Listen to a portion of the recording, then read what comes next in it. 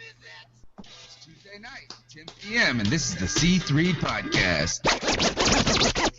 I guess you've heard of my reputation. I've had my share of fooling around. But everybody needs stimulation.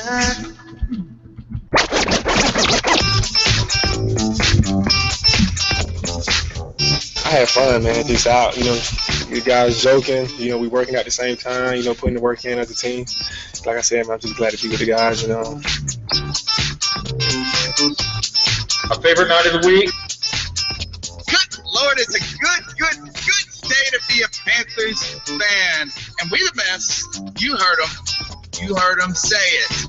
We are the best, Joe. And we put it on them right in the mouth. It is the best night of the week. It's the night where Panther fans come together. They unite. It's Tuesday night, folks. It's a little after 10 o'clock because we had a special event. The C3 Fantasy Football Selection Show just went down where we gave away a K1 Short autographed football. We gave away a ticket stub autograph by Chris Jenkins. We gave away T-shirts. We had a blast. That was a lot of fun. Yeah, and I said 30 minutes. I thought we were going to do it. We were on pace, and then I slowed us down at the end. But we're here, and we're here with our friends. I'm here tonight with Mel Mayock. I have hardly seen you today. Yeah, what's going on, man? As I said, it's my favorite night of the week. It's Tuesday night. It's 10:15. Where else would you be? That's right. You're here with us, and you know who else is here with us tonight is the commish. What is up? Ken Dye, welcome back to the C3 Podcast. It's been a while. Thanks very much, Professor. Good to see you and Mel as always. Good to be here. Good to see you, man. It's been too long. Well, we are rocking and rolling. The Fantasy Football League is going crazy. Joe, this year. Is he here? Joe, where are you at? Joe's in the house. I am here. He's there. They're there. The freaking Puerto Rican. Welcome back, my friends. We're so glad to see you. The Caruth is on fire, Joe. Oh my God. That was one of the team names. Oh my God. That won a T-shirt, by the way. Oh, rightly so. Rightly so. It is great to be back, guys. Thank you for all your prayers, all your well wishes. I'm feeling much better. I'm almost 100%, but I'm well on my way. Hello, Ken. Aaron Ford, it's good to see you. Hello, fans of C3. Let's do it. I'm glad to be here. Let's get it on. Joe, let me just say how important you are, man. Anywhere I go, when I'm on Twitter, or even when I'm talking to different people on the phone, a lot of them they say, yeah, like this is Dave Gettleman giving me a call. But they always say, hey, Mel, how's it going, man? Love C3. How's Joe, man? How's Joe holding up? We miss Joe. Joe's the man. So you are the freaking Puerto Rican, man. You're the backbone of this show. Glad to have you back tonight, brother. It's good to be back, man. Thank you for your kind words. You got it. Joe, I don't know if you read the title of the show, but for somebody that wasn't going to listen to the show, they would think they were not kind words. Right. Tonight's episode is Who's Worse for Worley? This is episode 16.29. We're already 29 shows deep into the 2016 season. We started after the Super Bowl. We've been rocking and rolling. We got a lot to talk about tonight. We've got a preseason game. The Panthers got their first win of the preseason this past week. I forgot. Who did we even play? We played somebody not that good. Tennessee. Thank you. Somewhere Sharona is saying, what? I know. But they didn't look too great as a team overall, but I think there's a lot of potential there in Tennessee. I think you would probably be pretty excited if you're a Tennessee fan that you're heading at least in a semi-right direction at this point. Yep. Mariota looked decent. So we'll talk about that game. We're going to chop up the latest stories of this week because you know how we do it. We got to bring you the latest news and opinions from the fan perspective. Today, Daryl Worley, he's been in the news a lot when it comes to the Panthers, and today again is in it. He threw Funchacuffs with Devin Funches. That was a play on fisticuffs. Devin Funchess and him got upset with each other because he Peanut Tillman punched him in the neck. How do you peanut punch a 6'5" guy in the neck? Yeah, that's a good question. He was like doing his best impression of that little guy in Mike Tyson's Punch Out when you got the star. Exactly. So we'll talk about the latest news with the Panthers. You know, there's been a pickup. Will Smith, former ECU Pirate, now a member of the team. We haven't heard much about him since then. And also we've got a preview a little bit and jump ahead to the third preseason game, ultimately the most important preseason game where they make their final decisions about or start to make their final decisions on that 53-man roster. And it's very fitting, again, that we play one of our most hated teams. I was going to say, man, that is the second most hated team in Panther Nation. Everybody hates the daggone. It's the number one team outside of the NFC South. Yes, for sure. Yes. Yeah, so plenty to talk about. All right, this is the C3 Podcast. You can check all our work out at CarolinaCatChronicles.com. You can tweet the show using the hashtag C3. We'd love for you to be a participant. We saw also there's a lot of conversation already flying around on YouTube, as well as I'm hearing a crazy echo. So what can you try turning your speakers down just a hair? Sure. So what holy cow, Mel, I'm going crazy. All right. So what I was gonna say is it my sound, Joey? Well, I was muted, so it wasn't me. It wasn't me. Okay. Right. Is it me breaking up? No, now it's fine. Okay. Hey, I love it. Maybe my internet just had to say, get on Ken's speed, because Ken's got that super fast internet, makes mine look silly. Okay, so I don't even know what I was going to say. Oh, we love for you to be a part of the show. We love you to participate. Joey, I think my sound quality is kind of poor, so I'm going to leave, and you take over, conduct the show. Go ahead and start us off, all right? All right. I guess with the show's title being having Worley in the name, we can look back to his performance last week. And, he is a rookie. We know he's going to come in, he's going to have some obstacles to overcome, he's going to have some hurdles he's going to have to overcome, he's going to have to adapt to the speed of the NFL game. Ken, can I ask you if you think Worley was behind your expectations, ahead of expectations, or right where you expected him to be in what you saw in the game against the Titans? Well, to be honest, I didn't really pay him particular attention. But, just from what I did see and what I've heard, it's just kind of hard to have a whole lot of expectations for a defensive back or anybody who was drafted in the middle rounds, right away, especially preseason. He's still learning the system. That's, all the rookies are. So it's really early to say. I think that makes Bradbury's presence look even that much better and that much promising. And the more promising, really, is what I'm taking away from the whole situation right now. Right, I think you're right.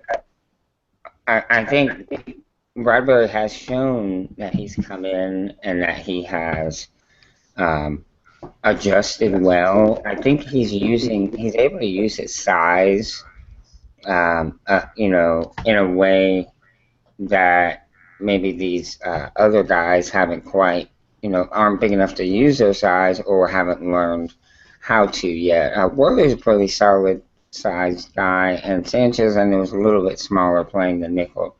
But yeah, I was really shocked. I thought, Mel, what did you think? Did you think Worley was behind schedule, on time, or ahead of schedule? Well, what do you think with the Three Amigos hat? Going flashback to a couple weeks ago, right? That's right.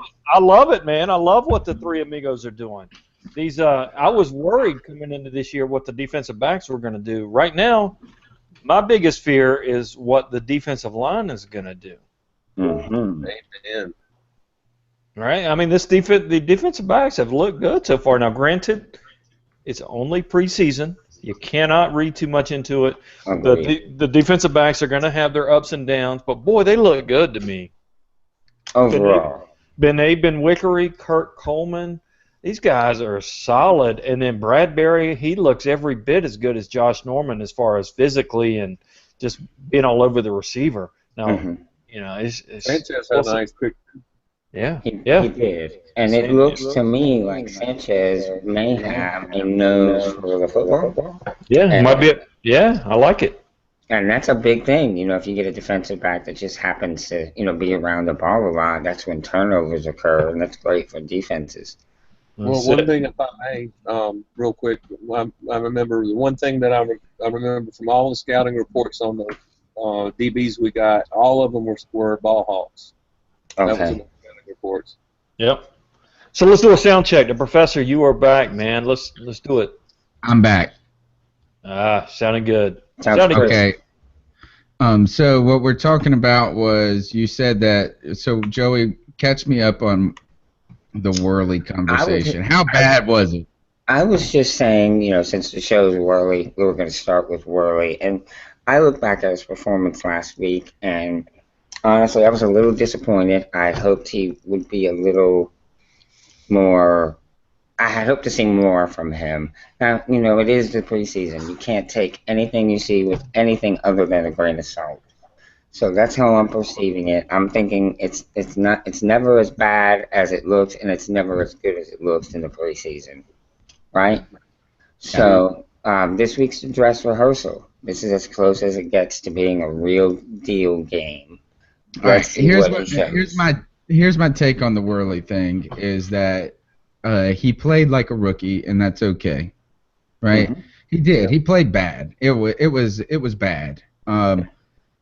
On top of that, I mean, he had like 8 tackles because they just threw it to him 8 times in a row. They basically just threw it to him all day long at him.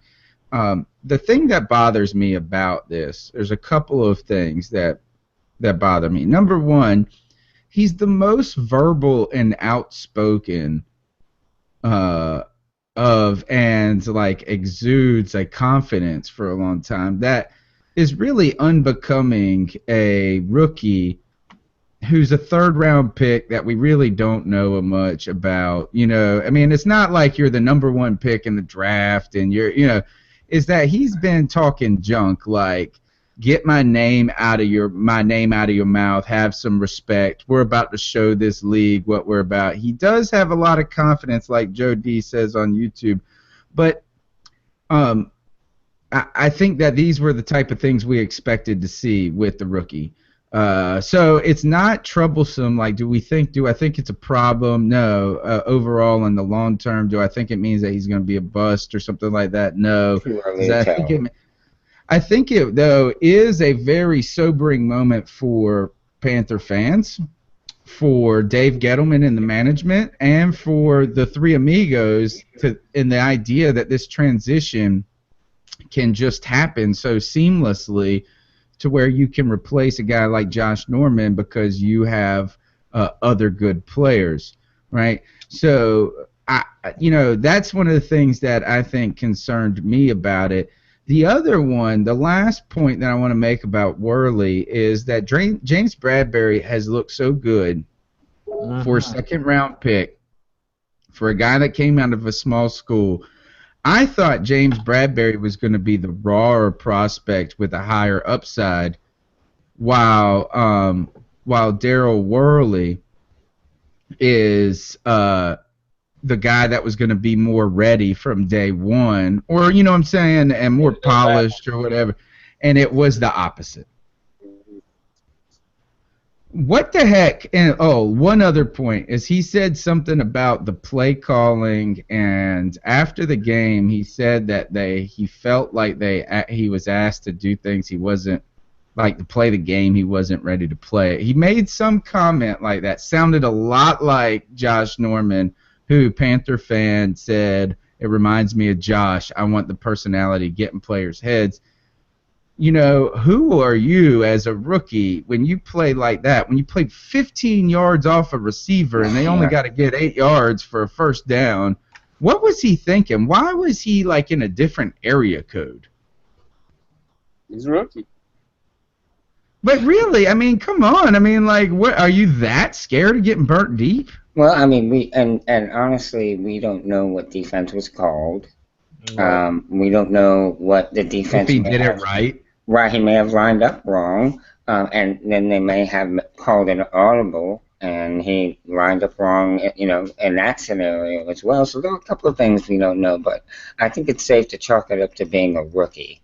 And you know, the kid that he was playing against has talent. Don't take anything away from that kid. That's a big, tall, strong, fast guy. Okay, who was he playing against? Taquan Givens or something like that. What was his last name? Sharp. His last name was Sharp.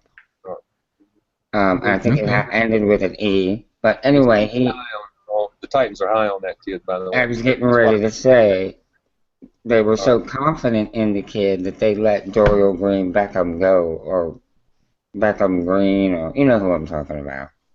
You know, they traded him. They were so high on that Sharp kid. Doral 100s? Yeah, exactly. Him. Oh, BS12 says Tajay Sharp. Tajay Sharp, yeah. Well, hey, South Carolina Susan says, what? Aaron has a house phone? That is so 2003. How about this, Susan? I got my first house phone since 2001, but it came with my internet. And I don't know my phone number.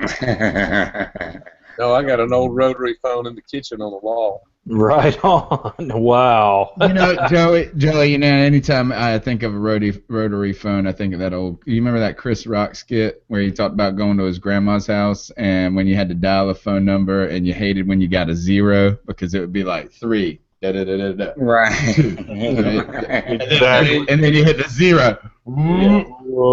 Yeah. That's what I think of. I think of a rotary phone. What I think of is when you get almost all the way through and your finger slips off and you miss dial and you have to start all. Because you were having Kentucky Fried Chicken for dinner and your hands are all greasy. That is the worst. I'm pretty sure out of the 30 some odd listeners we got right now, only half of them even know what a rotary phone is. That's probably too many. I bet it's less than that. Okay. All right. Moving on. Okay. General impressions from this preseason game. Ken, how much of this preseason match were you able to catch? Well, I kind of watched at it. I've got it recorded, so you know, I'm looking at it kind of right now, and will after the filming here is over with the podcast. But again, it seems like the ones did well against their ones, which you kind of expect, but the 2s and 3s struggled. So, what can you say? We've got some depth there that just. Let's hope we don't get hurt. Yeah.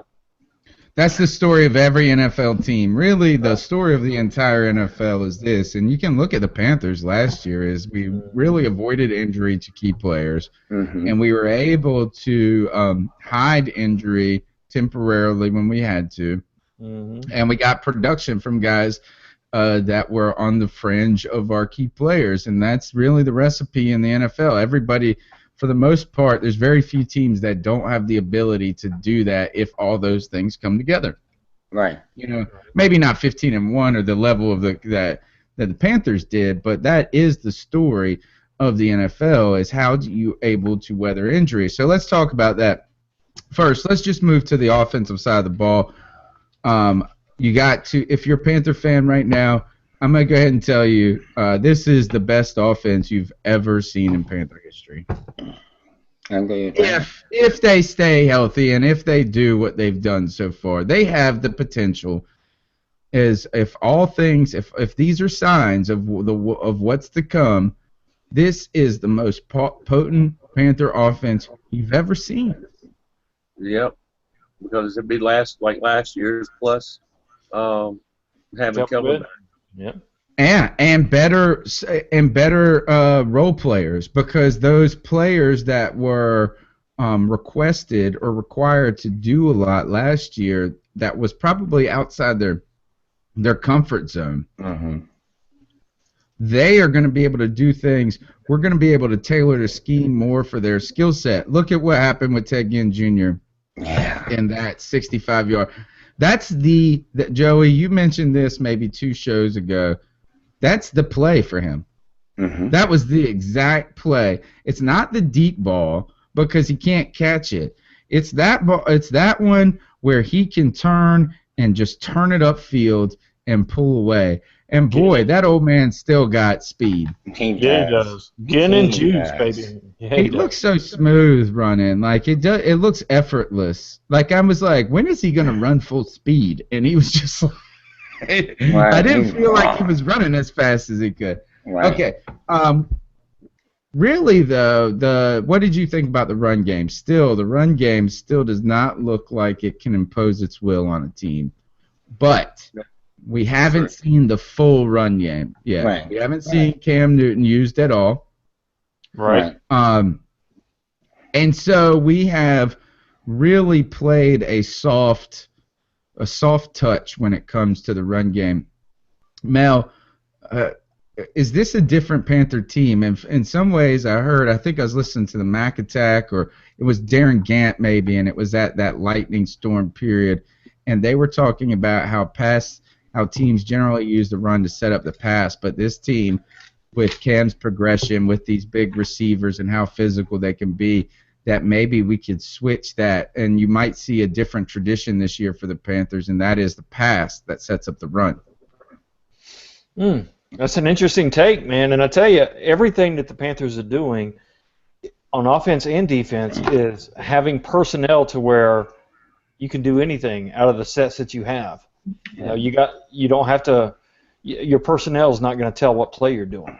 Right, you're not dictated to run particular plays or offense or defense based on your personnel. They're so versatile, you can throw anything out there, and you have the people to do it. Ken, how do you feel about this running attack? I'm sorry? How I feel about the running attack?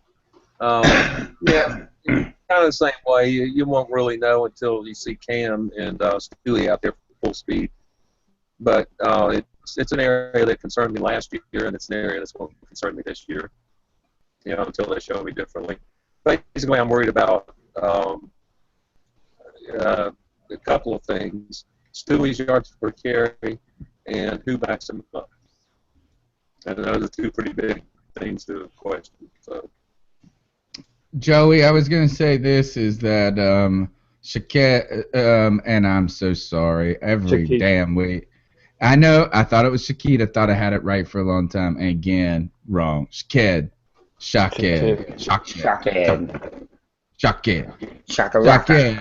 He's our boy, though.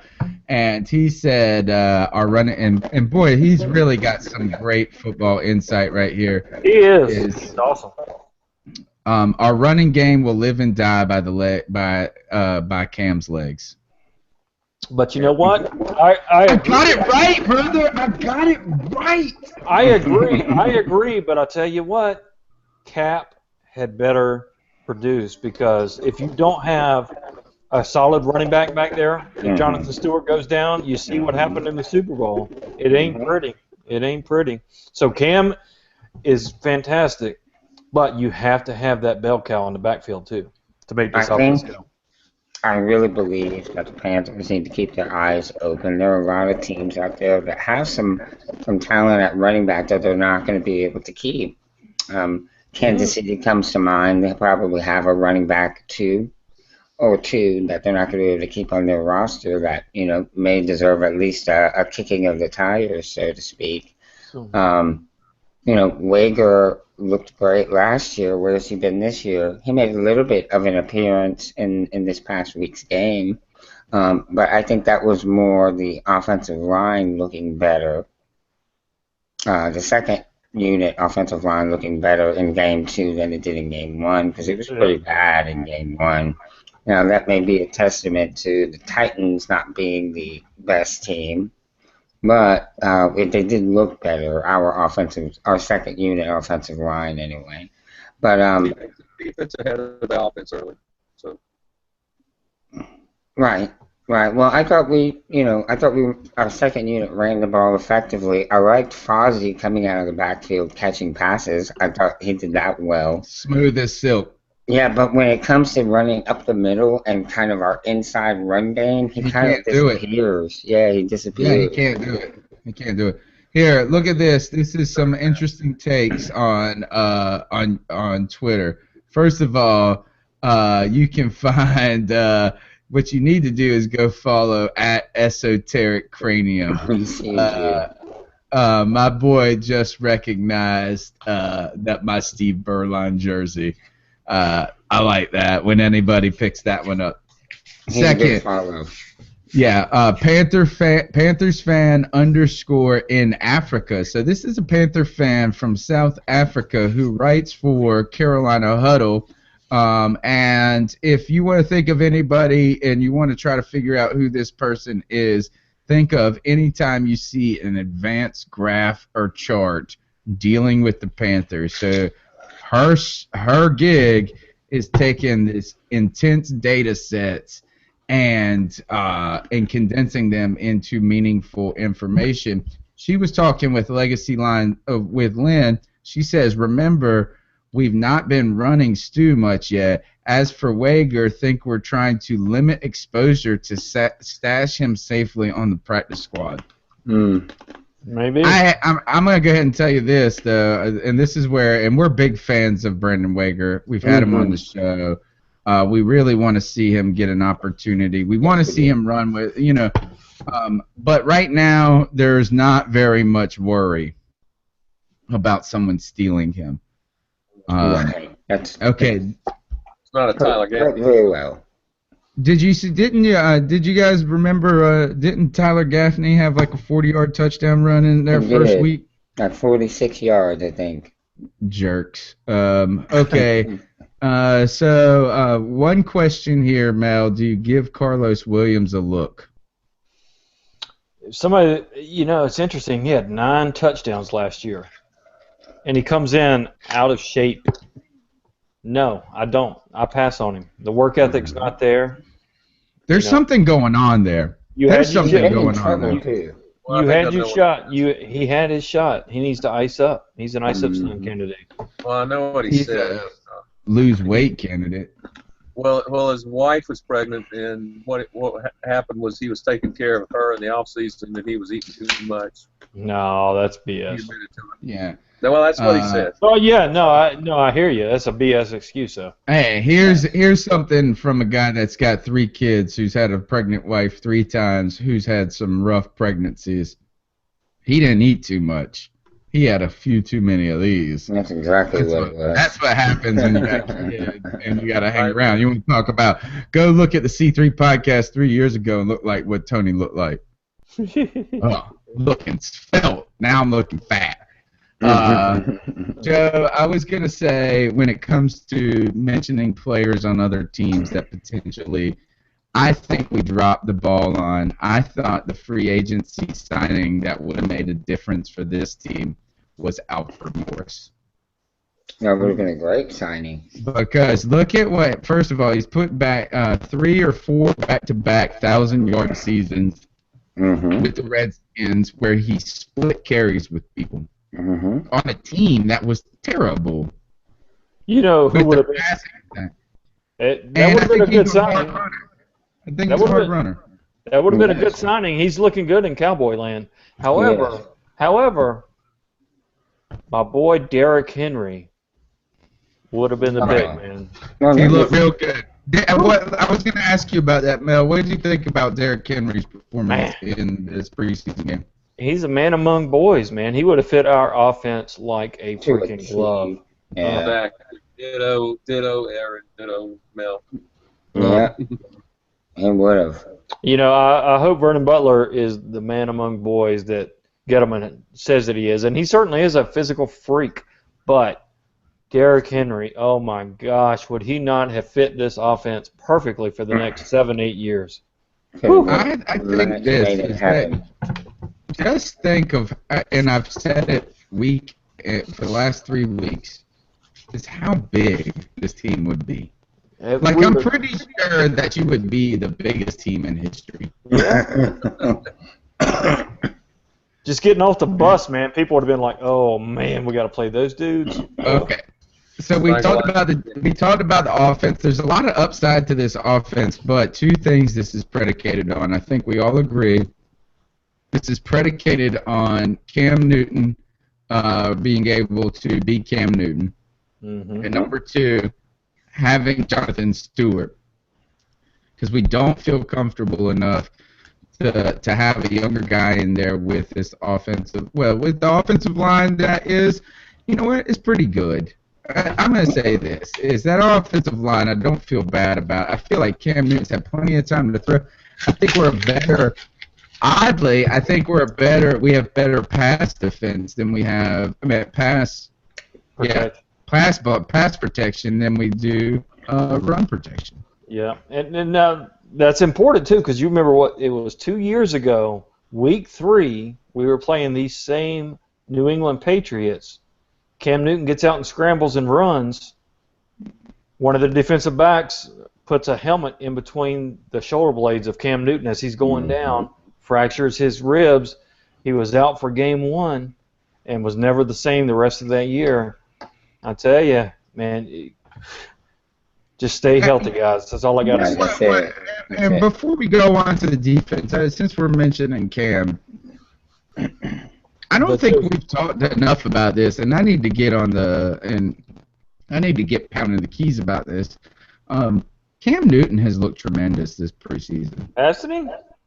Absolutely tremendous to me. Joey, do you feel the same, that Cam Newton looks light years ahead? Maybe not light years, but he looks like he's continuing to grow into progress. Yes, to what we know he could be. I think so, and really, to me, let's be honest. Since I ever first laid eyes on Cam Newton, you can tell the man does not lack for confidence. Right. Okay. No doubt. Just check out the pants. Right. But this year, and what I've seen, he looks so confident and so comfortable. Like, he has taken ownership of the offense, of the scheme, of the play calling, of getting this system and knowing it inside and out. Like, he is in total control. And let me say, I totally agree with you. And Legacy Lines on Twitter says, Panther drafter, don't go jinx us and talk about that injury 2 years ago. But I think the difference is he is in control. He got hurt. You remember he was scrambling. And what the heck was Cam Newton doing scrambling, running 20 yards down the field in a preseason game anyway? So I think he's grown up as a player. He knows what he should do. And somebody mentioned it earlier, I think it was Tony, that he hasn't run yet. In the preseason. Not even once. Right. So I think we're going to be all right in that regards. Just as long as the offensive line keeps up and Cam keeps his head, which he has done, and there's no reason to believe otherwise.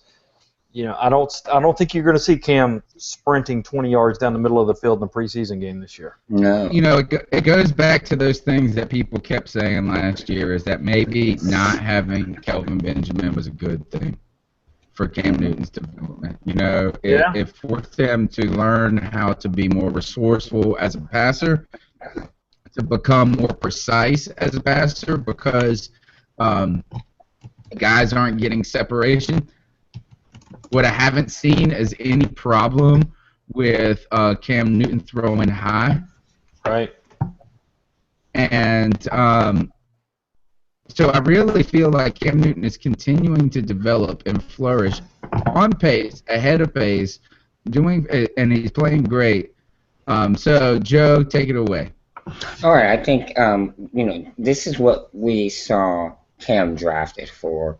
When they met with them, when they talked with them, they saw that this young man had so much potential, and if he was provided the right sort of coaching and mentorship that this is what he would become, and we're seeing it come to fruition. He's very comfortable around with the weapons that he has around him. We've seen Kelvin Benjamin make a couple of catches, but we haven't needed to see that much from him because we know what he is. And in those couple of catches, we've seen him do the things we've come to expect from him. Use his body to his advantage. You know, he on the slant he caught this past week, he caught the ball quickly and went down as he would try to avoid a big hit. Because of those quick slants like that, that linebacker can come and really clean your clock. So, he's learning to take care of himself. He's thinking about staying on the field for us, and if we can do that, stay healthy, we're gonna be tough to beat. And then you just interject, Joey. Then you just interject Kelvin Benjamin, who is his buddy. The chemistry's still there. He looks bigger. He's mauling people. Cam with weapons now. If we can get that run game under control, this offense is the best offense the Carolina Panthers have ever put together. Now, turn the table a little bit. Mel said earlier that he was concerned about the defensive ends. This is not the only conversation I've seen just in the last hour. I saw somebody else talking about how our defensive ends were unable to generate any pressure, which is going to put more pressure on the secondary. So, Mel, other than the defensive ends, what did you take away from looking at the defense in this preseason match against the Titans?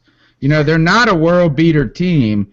We made some mistakes. We had penalties. We let Mariota make some plays. So where do you see our defense at, Mel, after preseason game 2? Well, you know, Mariota is, 15 out of 16 in the preseason, and I think somebody rightfully noted 16 out of 16 if you count the interception that he threw to Benet. But I did not. I got one of my Ice Up Sun candidates is DirecTV because they didn't show it live. I haven't been able to see it, and it's not being replayed. We were in a stinking Super Bowl, and it's not re-aired on NFL Network until tomorrow morning. So all I've seen is highlights. Okay. So I can't speak intelligently to that. All right, Joey. Pass the baton there. What? Deep thoughts. What was the question? Yeah, what were we? Please.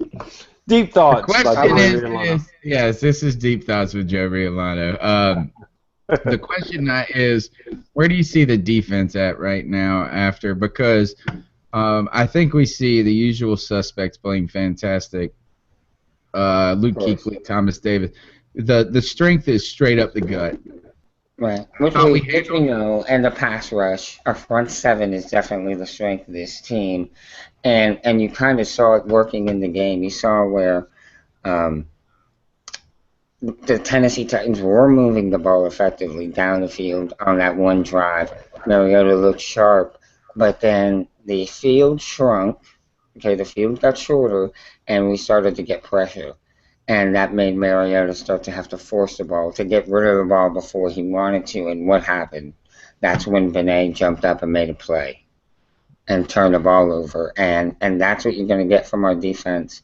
As that field shrinks, it's going to be harder and harder for teams to score because that back end isn't as vulnerable when they have 20 yards of field behind them versus when they have 60 yards of field behind them. Right. You understand what I mean? Yeah. Yeah, that. You know, that ties into what you were saying about Worley earlier, right? I mean, if he's playing, you know, if he was in a condensed space in that spot, he's not playing 8-9 yards off. He's not worried about the deep ball, right? Well, so, yeah, he's right. You're right. He's sitting in the third row of the stands. With that lady that gets mad at Cam Newton for his gyrating hips. Yep. Hey. No, we and that's that's what we want to see from our defense. We want to see that pass rush. You got to see the pressure. Yeah, you got to have the pressure. Yeah, you got to have that pressure to get that quarterback off his timing because our secondary, is. But one highlight, I'm sorry to cut you off there, but one highlight I saw that was impressive was Sticky Wiki, who's been on the show. Nice plug.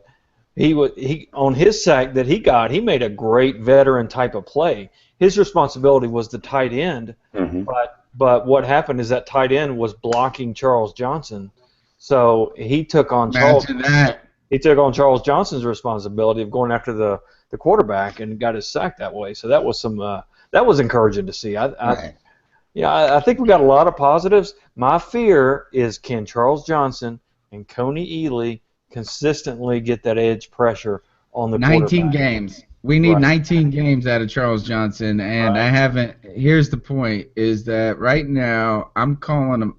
Well, I'm not gonna call him out because I ain't done shit in my life, and Charles Johnson has $76 million in his bank account. But Charles Johnson, go ahead. I think Charles Johnson's got to give us more this year. I think that, and I think it's not only this, is that not only do we want him to do that, we need him to do that. He's the last 2 years he's been nicked up throughout the time. He started to age a little quick, and we need him to have a healthy season.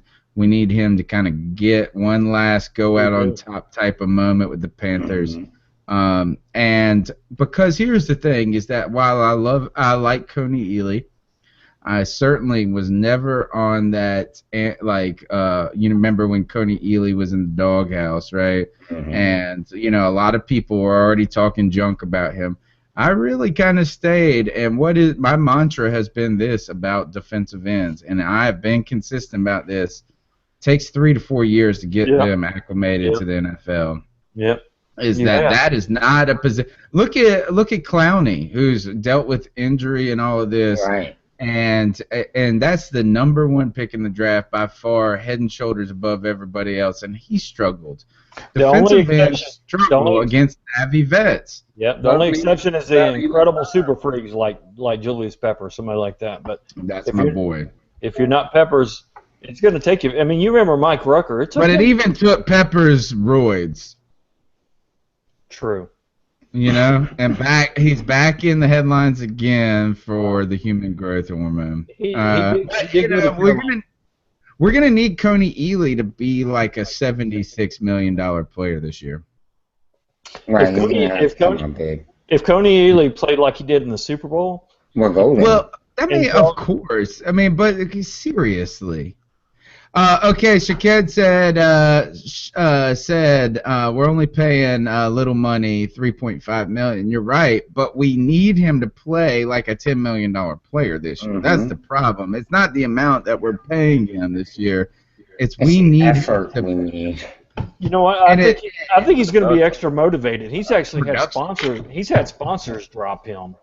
Right, so I think he's going to have a chip on his shoulder. He's lost 10 pounds, is what I heard. He's got something to prove. So I think you're going to see a motivated Charles Johnson. His wallet. He just put his wallet in his drawer. Oh, he's got more. He's got more money than he could ever dream about having. So okay. Here's a quick question from I believe it was Joe. It was either Mario or Joe D. It was Jacob Self who says this. Does anybody else like Simonson a lot? And I'm with you. I think Simonson, to me, I'm going to go ahead and say, is a lot to make this team. Yeah. This is the type of player Ron Rivera loves. But I also like Mr. Sandland. Give me a dream. I do. He's a player. Wasn't he the last pick in the draft? Well, he was our 7th round pick. He wasn't Mr. Irrelevant, but. Are you telling me you like Simonson over or in addition to Dixon? In addition. Okay. I think we have to take. I think we got to take 4 tight ends. Wow. What if you could only take 3? Who do you get rid of? Do you get rid of the rookie or do you get rid of Dixon? Dixon. The rookie. No, you keep the rookie, man. That rookie's a big bad man. He is Greg Olsen. Not a big fan, man. He's the last pick in the damn draft. He's like he is the one Bucks pick away from not being drafted. He is Greg Olsen 2.0. Oh my God. Dixon has had plenty of time to emerge, and he hasn't. He has. He's been given ample opportunity, that's for sure. Yep. Okay. Now we got the Continuing mascot on with the behind. defense. Let's continue on with the defense. We've talked about the secondary.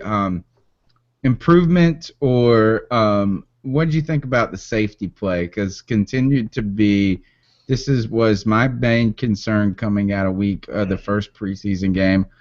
You know, Trey Boston made a hell of a play. I know, it's a great play. It was a fantastic play. Really And this is where, here's the thing, is Trey Boston's mom follows me on Twitter. She is so nice. And let's just say this, is that Trey Boston's mom is better looking than Trey Boston. All right. Which is not, well, if she's watching the show, she's going to be pissed at me.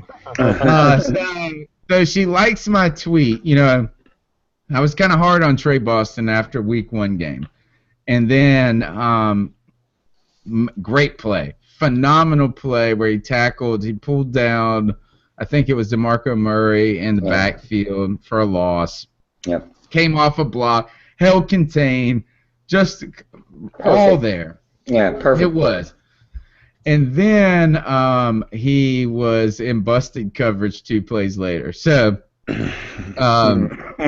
my tweet was I tweeted, great play by Boston, and then Boston's mom favorited it, right? Easy. And then she favorited it, and it was right after I tweeted, then follows it up with a not so good play. So where are we at? I think this is something that we cannot overlook. This is a position. This is if Mel's position is defensive end of concern. This is the position of concern for me. I'm gonna look it up, Shaked. Sorry, I'm talking to people on YouTube. But go ahead. Where are you, Mel, on this position right now?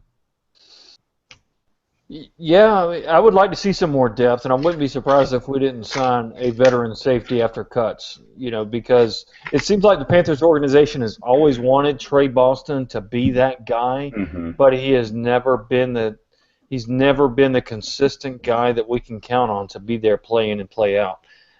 You know, I think he's going to get his chance. He's going to get his shot, and he is athletic and he has all the skills. But I think Ken has pointed out a few times in the past, he's a guy that tends to get burned. He overplays the ball. He over-anticipates. And the Panther system is a system you have to be disciplined. That's what took Josh Norman a couple years to settle into our system. Is, you know, I think there's a little bit of Josh Norman in Trey Boston, a little bit of that wild Bronco, right? So there's potential greatness, but does he fit our system, and is he the guy for the long term? And I think this year will tell. But it would be nice to have a veteran backing him up that could come in if he is out bucking the stables, so to speak. A lot of echoing your sentiment on Twitter, and our boy Ocean Drive Slim, who noticed my jersey. He also listens to the show, and he is speaking wisdom. He says this: Cash is getting moved to safety. I like that. That's what I'm saying, guys. That's what I'm saying. And you know what? Throw all that draft shit out the window. All of those little blurbs that people write that say, well, he doesn't have the hips to play safety. He doesn't have this. He's not fluid. I know, but he played like a linebacker. You know, they just put him up in the box. But they said that he was going to be a vulnerability in coverage. Here's the thing: is that we have seen the draft people wrong, time after time after time. Yep. So I want to see him get together with some NFL coaches, slim down a hair, right? Yeah. He's got the head. He's so smart. I can't believe that he is inathletic enough to not make the transition. Totally agree. Totally agree. I see him as a safety in our future. Mm-hmm. I would Okay. Yeah, that's my. All right, so let's look ahead quickly because we did start 17 minutes late, so we're on a good pace right now. But guys, we need to look ahead to the preseason game. This is Joey. Mel, can you tell me what the third preseason game typically means as for a team? Well, this is the one game in the preseason where you actually, as a team, have a game plan. So you're practicing doing a game plan and practicing assignments and what you're going to do, how you're going to do it, and the starters go into the third quarter so they actually get to see what it's like and what it feels like finishing up a half, making adjustments at halftime, coming out, and doing things in the third quarter. So it's the only time when you're taking the starters into the third quarter and the only time when you're doing a game plan. So it's an important dress rehearsal. But honestly, if I was Coach Rivera, I would be like, Cam, take the night off. We know you're the MVP. That's what I was thinking. Yeah, That's why what I was not? thinking. That's what I would do. Exactly. Not a single damn play. Ken, what do you want to see in the third preseason game? Well, it's a lot like Mel described there. Dress rehearsal is what I was going to say. But you want to see consistency mainly. I think more than anything out of your first unit. Whether or not you score, depends. You want to see consistency in the drives on offense, and you want to see kind of a smattering of different plays, different players making plays on defense. I think is kind of what you're looking for in that third preseason game. But like you said, you got the game plan, and they have the benefit of it not counting towards the record, which is why teams take the time to do this in the third week so that they can leave the fourth week open to say, okay, we know who our main people are. Mm-hmm. Who else are we taking into the 53-man roster? Mm-hmm. You know what I want to see this week? I want to see in the next 2 weeks? I want to see Kawan Short get a contract extension. Put that crap behind us and start the season. That's what I want. That would be nice. I do want that because why'd you have to bring that up, Mel? Stirring the pot. Yeah, I'm the half-empty guy. I guess you are kind of trying to be optimistic. There is slightly, and we saw that Josh Norman again in the news today, and his description of the Carolina Panthers after a big thank you to everybody was now he said he felt like he left a dictatorship. Yeah. And I guess he needs to finish the metaphor and say he went to like a democracy or a republic or something. But, I guess that means he wants to freelance. What is interesting is they said that one of the things he referenced is that they intentionally blocked sponsorship deals in an effort to make this team Cam and Luke Kuechly's team. Now, I'm going to say this to you, Josh. I got an email from GMC, and we were part of it. We pushed it out, and you and Jonathan Stewart did a ad set for GMC. And I'm going to tell you, it doesn't matter if the Panthers try or not. Luke Kuechly and Cam Newton are the stars. I don't care if you become the best cornerback in the league. If you become the best cornerback of all time, you'd still be the third best player on the Panthers. And at 4'6", you are not going to become the best cornerback of all time. But sour grapes right now. That's it. So here's where we're going at is that I forgot what we were talking about. We were talking about what? Defense. The preseason, third preseason game, right? And we want to see consistency with the starters. We want to see that progression. Missy Russell said that she wants to see the defense tighten up. Oh, we were talking about the K1 Short deal. I think that's what it was. is that will K1 Short. The reason I'm upset about this is what I was going to say, and this is why I brought up Josh Norman, is that Gettleman is walking an edge of being a little too on the fringe of being tough. You know, it's one thing to be tough when you got problems, when you got this, but K1 Short does everything the right way, right?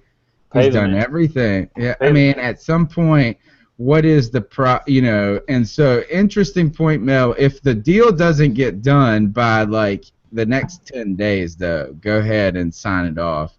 And people have already said that that we think that it's just that it's not going to happen. Sorry, Christina. A lot of problems on YouTube right now. She's got a lot of buffering. You know, those buffering issues. The struggle is real. Mm-hmm. Struggle is real. But Christina, she got what was her name in fantasy football again? Oh, she had a good one. She had a good one. I forgot it already, though. But you play to win the game. There you go. Wow, did you really just do that imitation on your own? Yeah. Uh-huh. That was good, dude. That was good. Really good. That was good. Okay, Joey, I think you're the last one up on talking about what you want to see in this third preseason game. Really, what I want to see out of from the team is execution. Doesn't matter who's in. Doesn't matter who's playing what position. I just want to see these guys execute. I want them to run the game plan that we put together and do it effectively. And if that means Cam doesn't play and we only see Anderson and Webb, then so be it. But I want to see this team execute consistently. I don't want to see Cam at all. I don't either. Yeah. Love that guy. I think we've seen him progress enough. Luke Kuechly, neither. Yeah, I say we buck the trend and we just say none of our starters. We need to get reps. Yeah. What do we got? Yeah. Right. What do you got to prove? Okay. Pushing on. I guess we should say is what do you think the Patriots are trying to learn about themselves? Last I heard about the Patriots is Tom Brady is missing. Like he's not playing in the practice. He hasn't been at practice. He cut his finger trying to deflate a football. Imagine that. And like he was trying to push that needle in. And Quarter Tom. You know, it reminds me of it's a kind of a. Do you remember? I just watched this with my kid. I watched Back to the Future with Michael. Sure. So Joey, great. It is a great movie. And here's the thing: two things about this. Number one, I follow this thing on Reddit that's called Shower Thoughts. And Shower Thoughts is just random kind of musings about the world. And when the guy asked, so at some point in the first Back to the Future, he asked for like a Diet Right or a Tab soda, and the guy he's asking for it is like, what the hell is that? He said the shower thought was this is just remember when you're watching this movie with your kids, they have the same reaction to that as the guy in the movie. So they don't know. But the other thing that was great about this movie, Joey, is that my boy Michael Dunn, you know, super smart pants. Oh, yeah. He figured out the whole damn storyline right away. Like as soon as the mother was like coming on to to the son, to Michael J. Fox.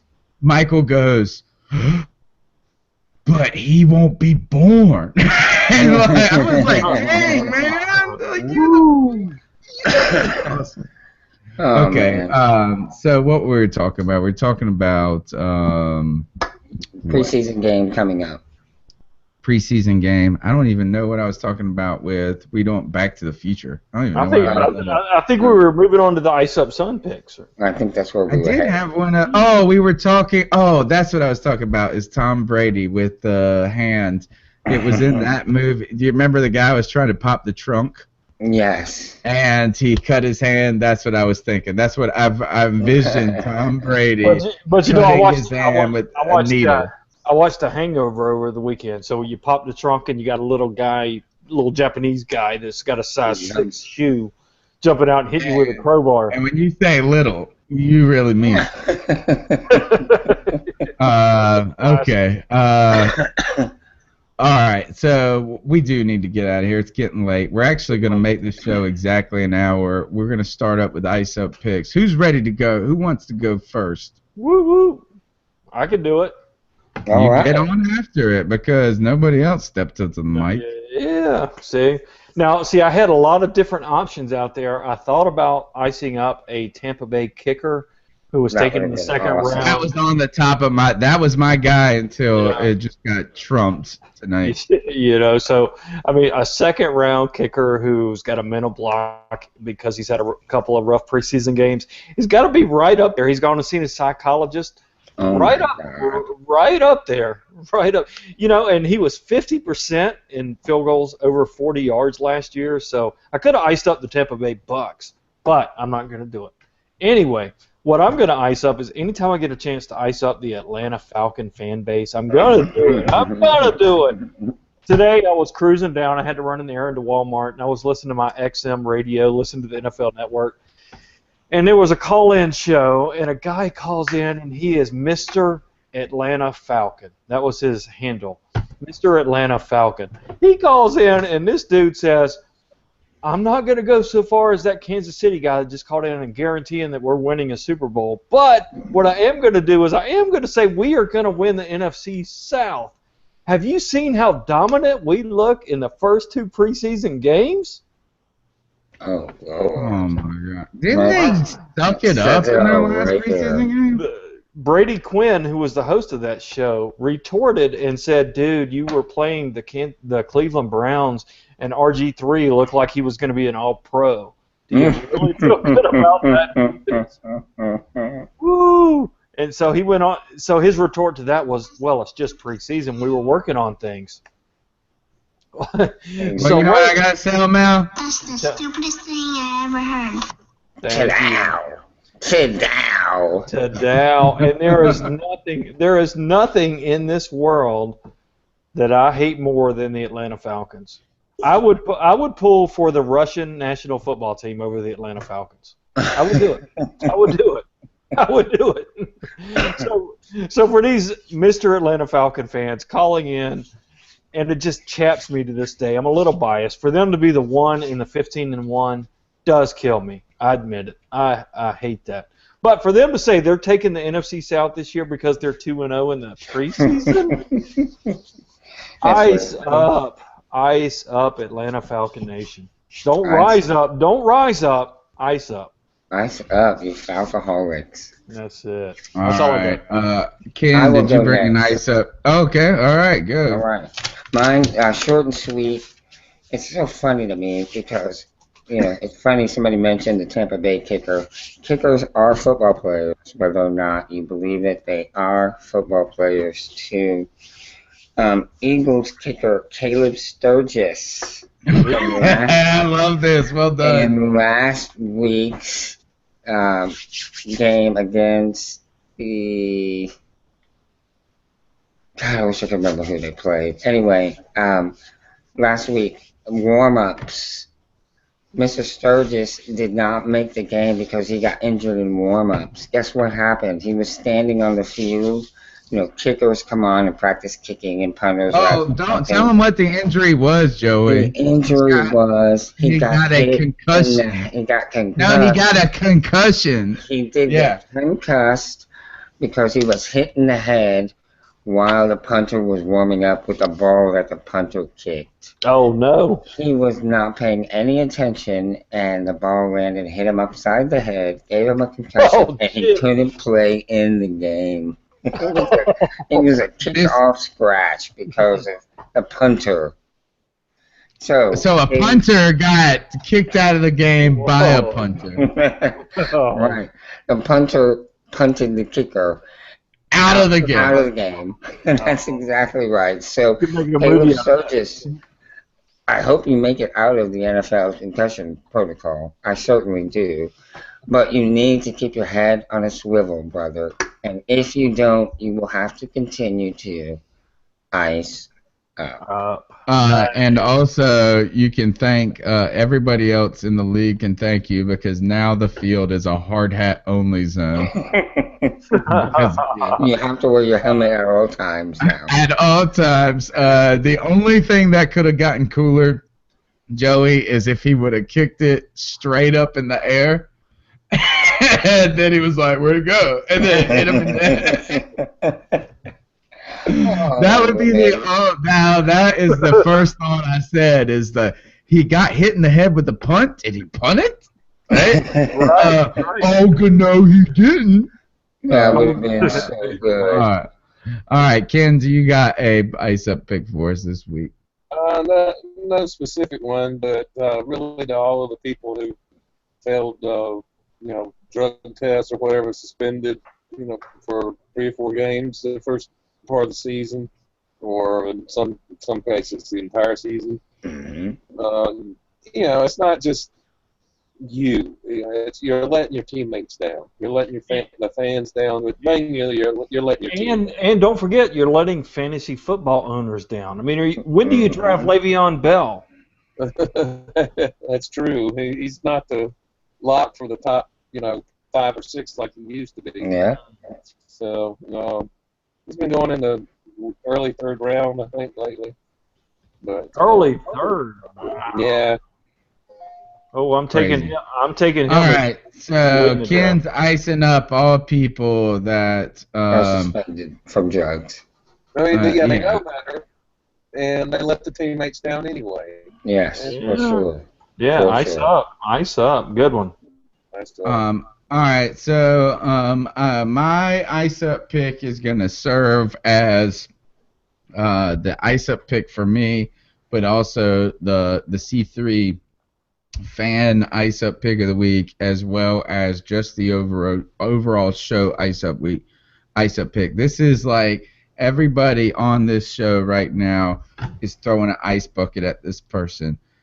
Joey, one of the things that we've known and we've learned that since we've met, since we have started CarolinaCatChronicles.com, is we've learned how wonderful sports can be in pulling us together as friends, as people from all different walks of life, right?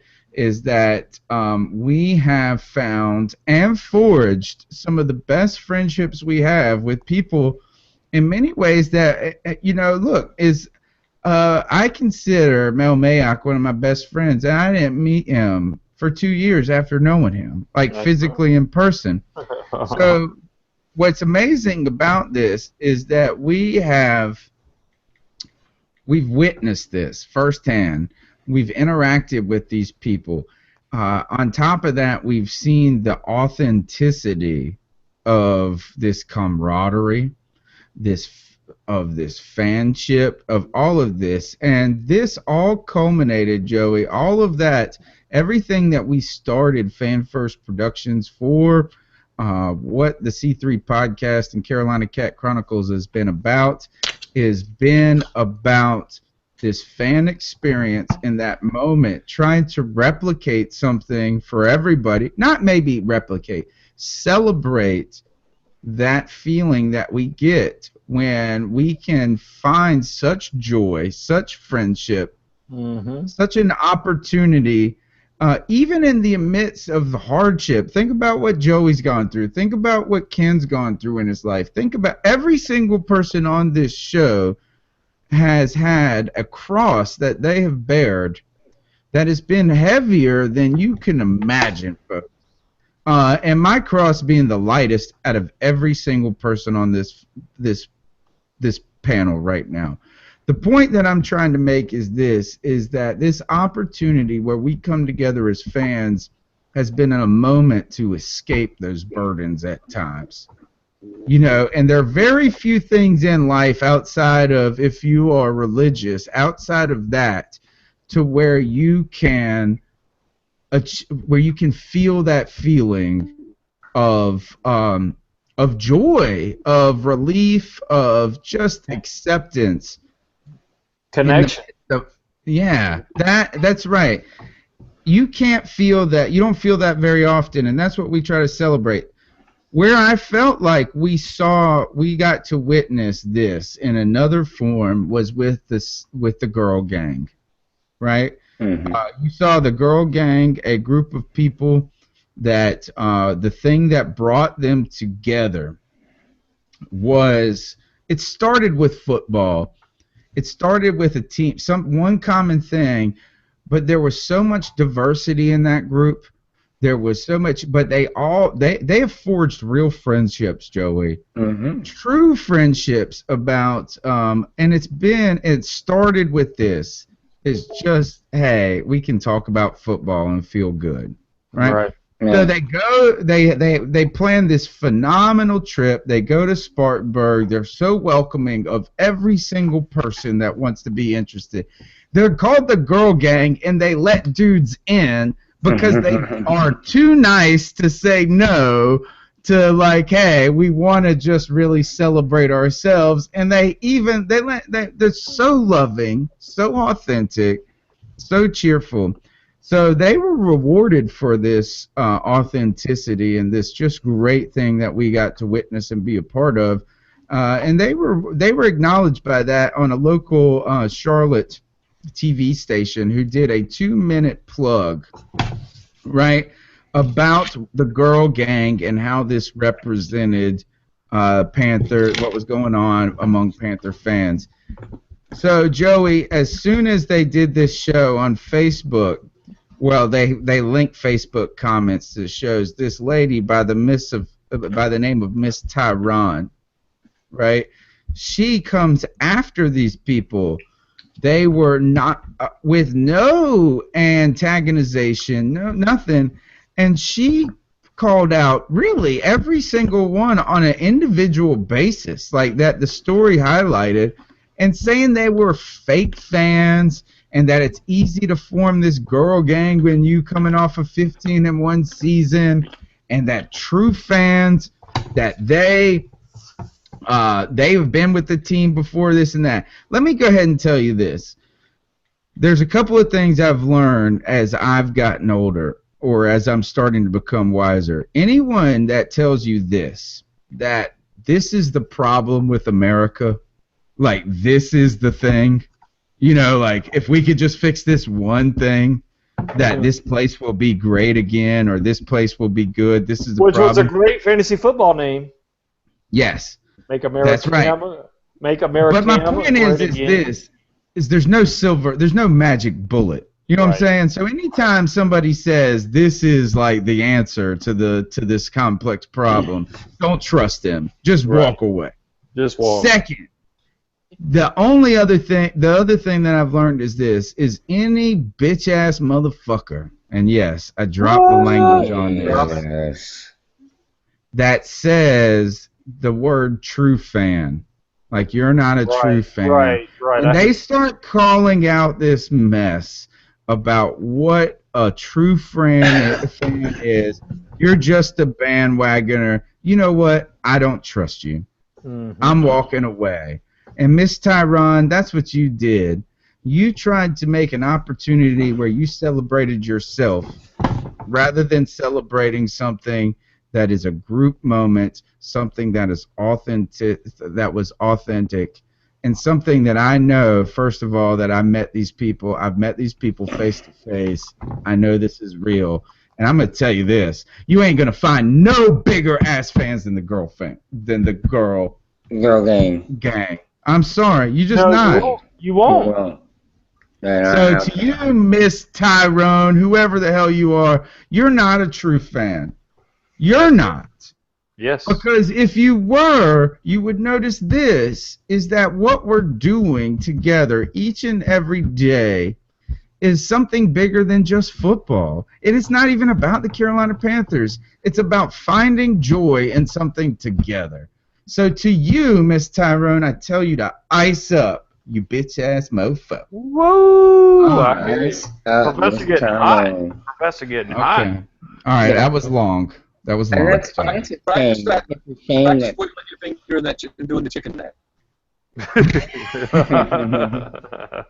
It really is a shame that someone who is so miserable in their own life would see this joy and camaraderie and true kinship that this gang of Carolina Panther fans has formed and try to tear it down or minimize it or diminish it in any way. It really is. It's a shame, and I feel very, very sorry for you, Miss Tyrone or whatever your name is. You're not a miss. You're not a miss. Your first name starts with a B. And it's not Beyonce. And it ends with an och. And it's not Beyonce. I'm sorry, guys. I got a little vulgar at the end. You know that Joe doesn't like when I do that. He holds me back. Joe, every now and then, the professor gets a little rowdy. In fact, I told my class today they better wake up and take a B12 shot before they came to class next week. So, this is the C3 podcast brought to you by CarolinaCatChronicles.com, where true fans, true, real fans come together every Tuesday night. Hell nah! Man, if you like to have fun, if you like to talk football, if you love the Carolina Panthers, man, this is the place for y'all. Joe Riolano, we're so glad to see you back and on your feet again. Thanks for being here, brother. Hey, thank you. It's great to be back again. Guys, I appreciate all your prayers, all your thoughts, all your well wishes. My family thanks you, and I'm just glad that I'm able to be here with you tonight. Ken Dye, the commish, thanks for coming back on the show, man. How anything you want to plug while you're here? No, not really. Just great to be here and looking forward to the season. Nothing to plug. All right. Mel Mayock, my main brother from another mother from the West Coast. He plays fantasy football with his mama. I do. You know, I do. I'm proud of it. I'm a proud mama's boy. That's right. There you go. But hey, man, you know this show is about having fun and having fun with other Panther fans and enjoying it. And we're just getting started, man. The next 18 weeks are going to be a total blast. Every week it's all about the Panthers, all about having fun, the community, the friendships that we have. The C3 Girl Gang, Joey, Tony, Ken, all these guys, these are people that you wouldn't meet if it weren't for the Panthers. So enjoy it, embrace it, be vocal, get out there and talk about it, have fun. And roar for 4. That's it. Roar for 4. We're going to win it all this year, baby. I got a feeling. We're going to take it. All right. Again, Tony Dunn, the C3 podcast, brought to you by CarolinaCatChronicles.com. It's Tuesday night. It's where Panther fans unite. We'll see you next week. Good night.